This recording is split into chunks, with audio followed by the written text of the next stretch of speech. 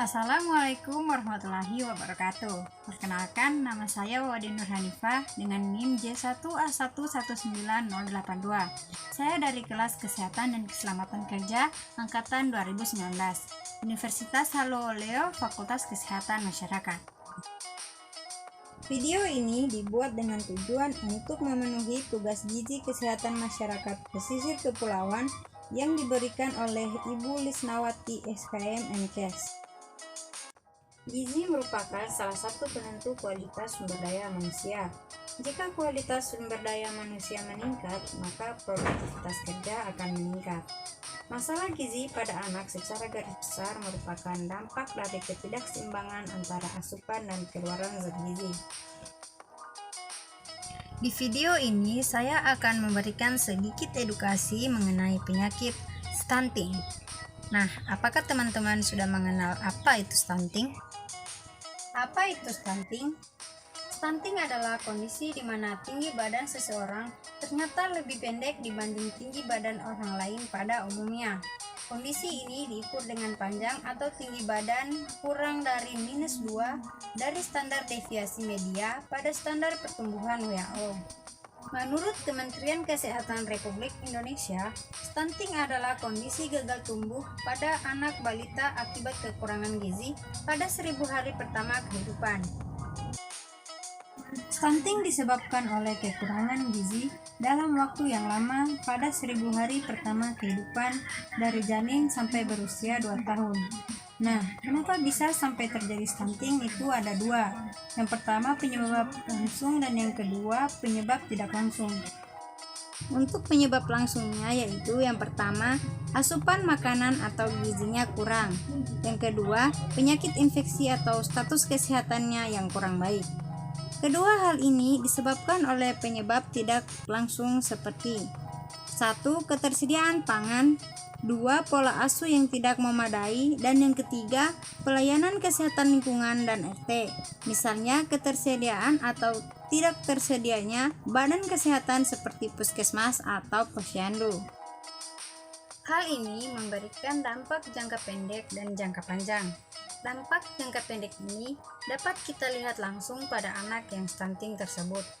Untuk dampak jangka pendeknya yaitu yang pertama, mudah sakit, yang kedua, kemampuan kognitif berkurang, dan yang ketiga, mengakibatkan kerugian ekonomi karena imun yang rendah sehingga mudah sakit dan harus dirujuk ke badan kesehatan. Dampak jangka panjangnya yaitu yang pertama, postur tubuh yang pendek saat dewasa, yang kedua, resiko terkena penyakit meningkat, dan yang ketiga, kesehatan reproduksi menurun, dan yang keempat, kapasitas belajar dan bekerja tidak optimal. Stunting dapat dicegah dengan yang pertama, memastikan kesehatan dan kecukupan gizi di 1000 hari pertama.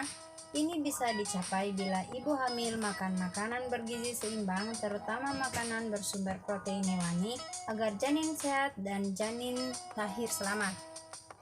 Yang kedua, ibu memberi ASI saja selama 6 bulan pertama, lalu melanjutkan dengan memberi makanan pendamping ASI dengan jumlah dan keberagaman makanan yang cukup. Yang ketiga, mereka harus tinggal di lingkungan yang bersih, di mana setiap orang menerapkan perilaku hidup bersih dan sehat. Yang keempat, pemerintah membantu dengan melatih para petugas kesehatan dan kader agar mampu mendidik masyarakat, memberi tablet tambah darah untuk ibu hamil, dan vitamin A dan obat cacing untuk balita. Untuk rekomendasi yang pertama, bekerja sama dengan ibu menjalankan kegiatan yang meningkatkan kompetensi dan peran bidan. Yang kedua, memasukkan bimbingan praktis untuk sukses ASI ke dalam komponen ANC. Yang ketiga, melengkapi posyandu dengan alat ukur panjang atau tinggi badan dan melaksanakan pelatihan penggunaannya untuk kader posyandu. Yang keempat, menetapkan strategi komunikasi pelaksanaan perubahan perilaku, pola asuh, pola konsumsi, lingkungan yang higienis atau penggunaan air, jamban, dan sanitasi yang sehat dan aman.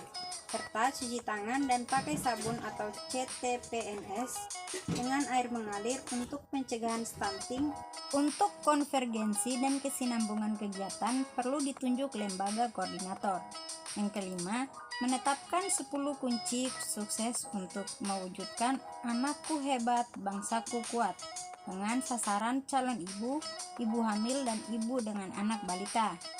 Yang keenam, menyusun program intervensi perubahan perilaku yang memprioritaskan kesamaan lokus, fokus, dan jadwal.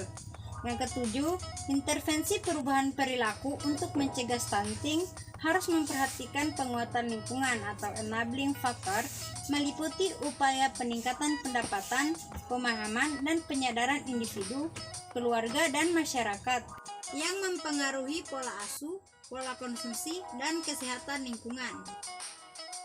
Jika angka stunting bisa diturunkan, maka pertumbuhan ekonomi bisa ditingkatkan. Untuk itu, mari sama-sama berperan aktif dalam mencegah stunting dan memastikan anak-anak tumbuh sehat dan berprestasi. Itu saja dari saya, dan saya tutup dengan ucapan billahi taufiq wal hidayah. Assalamualaikum warahmatullahi wabarakatuh.